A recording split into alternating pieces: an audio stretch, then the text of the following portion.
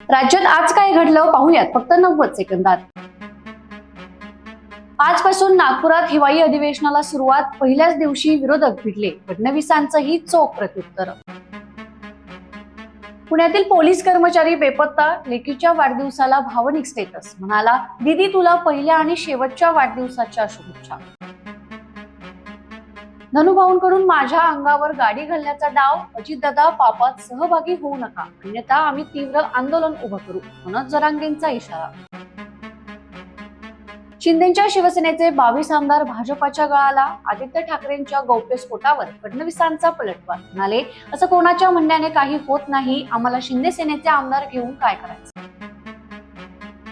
फोडा आणि राज्य करा ही ब्रिटिशांची नीती होती। वंदे मातरम 100 वर्षांचं झालं तेव्हा देशभक्तांना जेलमध्ये टाकलं, संविधानाची गळचेपी झाली, पीएम मोदींचं वक्तव्य।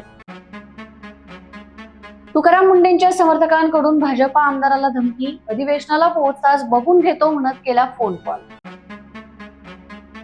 एमपीएससीने 21 डिसेंबरची पूर्वपरीक्षा पुढे ढकलली, सर्व जिल्हाधिकाऱ्यांशी चर्चा करून निर्णय। नवले पुलावरील ब्लॅक स्पॉटवर पुन्हा अपघात, स्कूल बसची कारला धडक, 2 जण जखमी।